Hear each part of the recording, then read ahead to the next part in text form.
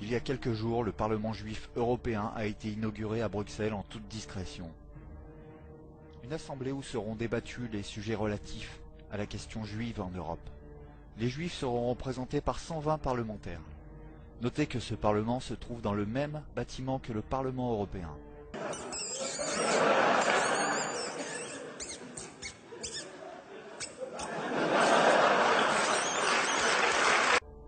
Ce sont des juifs français et européens qui ont élu ces représentants, mais aussi des Russes, des Slovènes, des Kazakhs et même des juifs de San Marin et Gibraltar.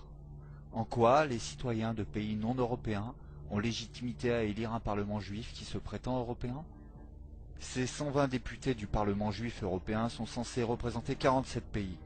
Cela en fait donc 20 de trop qui n'ont rien à voir avec l'Europe. Hein? Au-dessus, il n'y a personne, je veux dire, il n'y a personne. Je cite Javier Solana à ce sujet. La phrase a été prononcée mercredi 21 octobre 2009 à Jérusalem. Israël, permettez-moi de le dire, est un membre de l'Union européenne sans être membre de ses institutions. L'État juif, a-t-il souligné, est partie prenante à tous les programmes de l'Europe des 27, notamment dans les domaines de la recherche et de la technologie. Il poursuit. Aucun pays hors du continent n'a le type de relation qu'Israël entretient avec l'Union européenne. Un parlement juif comptant 120 députés, si l'on se réfère aux écrits bibliques, cela fait 10 représentants par tribu. Mais ça n'a certainement rien à voir. Tout cela constitue une rupture avec la stratégie du passé qui misait sur l'action silencieuse et cloisonnée. Là, le lobby qui n'existe pas semble vouloir se débarrasser de sa cape d'invisibilité. Donc là, encore plus haut. Ah bon? Là, bah on est tout en haut les mecs. Au-dessus c'est le soleil.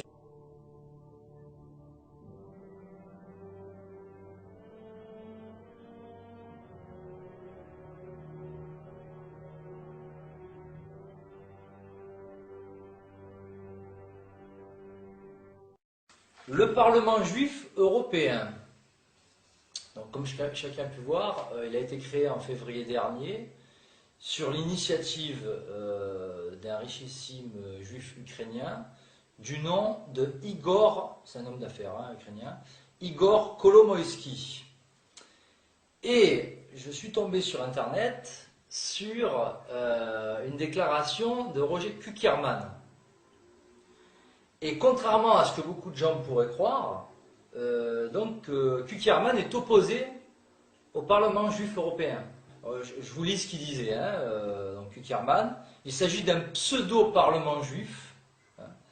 Et il dit une phrase qui résume tout l'article.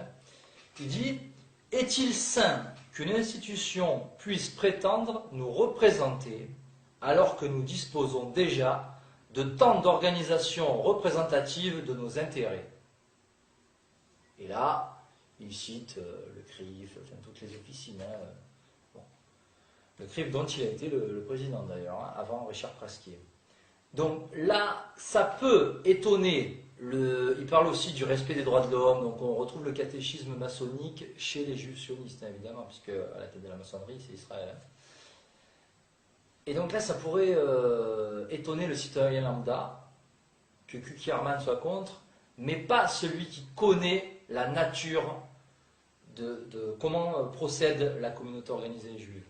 C'est-à-dire qu'elle a toujours procédé en faisant faire le sale boulot aux autres, en avançant caché, en avançant masqué. Et la seule fois dans l'histoire, donc par la franc-maçonnerie, notamment, qui est son outil vraiment pour la domination universelle de toutes les nations et de tous les peuples goy. Et la seule fois où il a fallu vraiment y aller à visage découvert, ça a été la révolution bolchevique de 1917, où quasiment tous étaient juifs et où ils n'ont pas pu, disons, mais il fallait absolument faire tomber la monarchie russe. C'était quelque chose de primordial.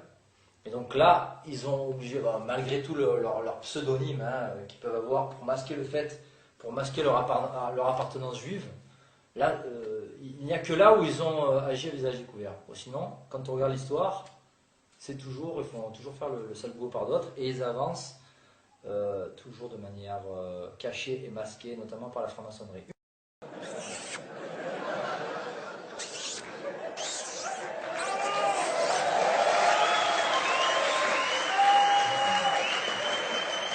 Là, on est en surface. Là, ça devient de l'art.